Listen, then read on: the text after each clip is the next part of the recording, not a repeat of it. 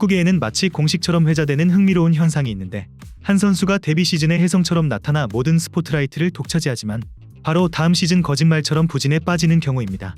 우리는 이 현상에 대해 2년차 징크스라고 부르는데, 마치 성공의 이면에는 반드시 시련이 따른다는 피할 수 없는 저주처럼 여겨지기도 하는데, 오늘은 그 2년차 징크스에 대해 알아보고자 합니다. 그럼 지금 바로 시작합니다. 2년차 징크스라는 신화가 이토록 오랫동안 축구 팬들의 뇌리에 깊게 박혀있는 이유는 그 존재를 증명하는 듯한 너무나도 강렬한 사례들이 있기 때문입니다. 이 미신의 힘을 실어준 대표적인 희생자들을 먼저 만나보자면, 아마 이 주제에서 가장 먼저 떠오르는 이름은 스페인 출신의 공격수 미켈 미추일 것입니다.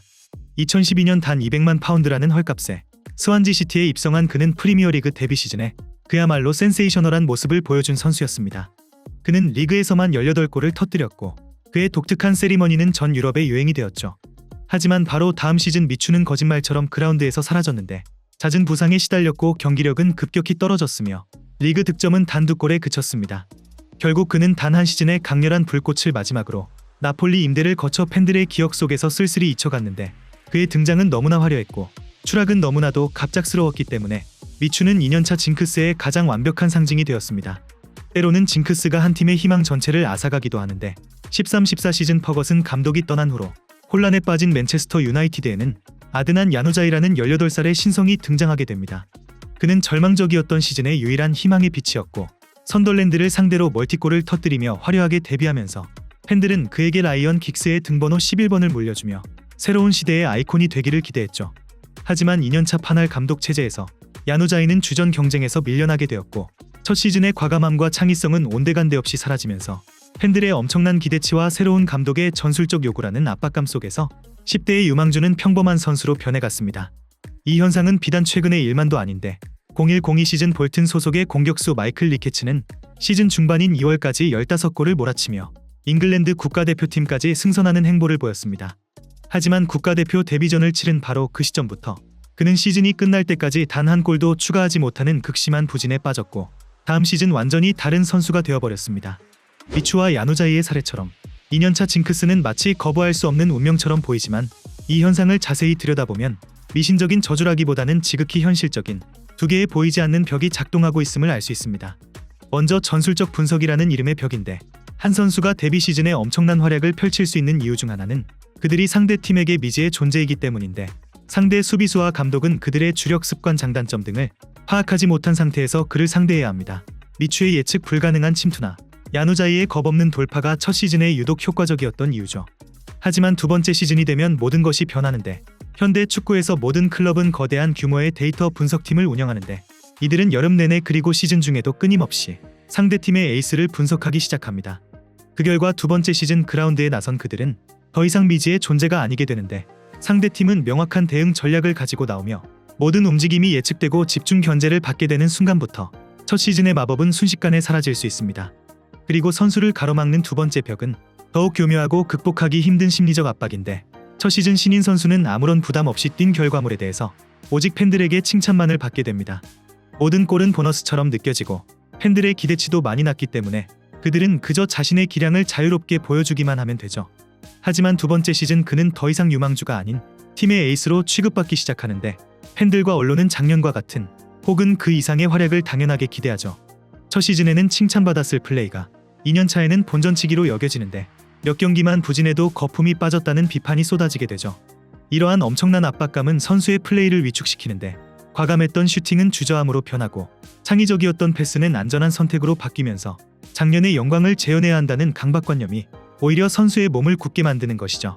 맨유의 상징적인 11번을 물려받았던 10대의 야누자이가 짊어져야 했던 무게가 바로 이것이었습니다. 상대팀의 전술적 분석과 팬들의 심리적 압박은 분명 2년차 징크스를 설명하는 중요한 요인이지만, 그것만으로는 한 선수의 경기력이 그토록 급격하게 떨어지는 현상을 완벽하게 설명할 수 없습니다. 이 미스터리의 가장 깊은 곳에는 우리의 직관을 배신하는 통계학적 원리가 숨어 있는데, 바로 평균으로의 회귀, 즉 평균회귀입니다. 평균회귀는 어떤 변수가 첫 번째 측정에서 극단적인 값을 보이면 두 번째 측정에서는 평균에 더 가까워지는 경향이 있다는 통계 이론입니다. 쉽게 말해 비정상적으로 좋았던 운은 결국 평균적인 수준으로 돌아온다는 뜻입니다. 이러한 원리를 축구에 적용하기 위해서 우리는 현대 축구 분석의 핵심 지표인 기대 득점을 살펴봐야 하는데, X지값은 특정 위치와 상황에서 시도한 슈팅이 과거의 데이터를 기반으로 얼마나 득점으로 이어질 확률이 높은지를 나타내는 값입니다.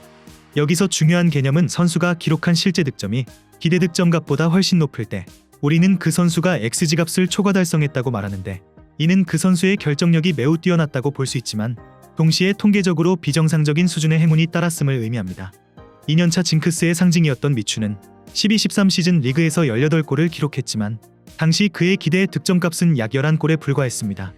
이는 그가 통계적으로 예상되는 것보다 무려 7골이나 더 넣었다는 뜻이며 그의 슈팅이 믿을 수 없을 정도로 높은 성공률을 보인 초고효율 시즌이었음을 의미하죠.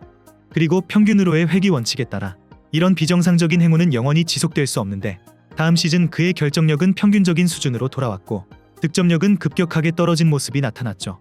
그렇다면 수많은 선수들을 좌절시키는 평균 회귀와 보이지 않는 벽들을 뚫어내고 2년차에 더 위대해지거나 정상의 자리를 유지하는 선수들은 무엇이 다를까? 먼저 가장 대표적인 사례는 바로 토트넘 시절 손흥민으로 15-16 시즌 프리미어리그에 데뷔했을 때만 하더라도 그는 리그의 빠른 템포와 거친 몸싸움에 고전하며 단 4골에 그치는 모습을 보여준 선수였습니다.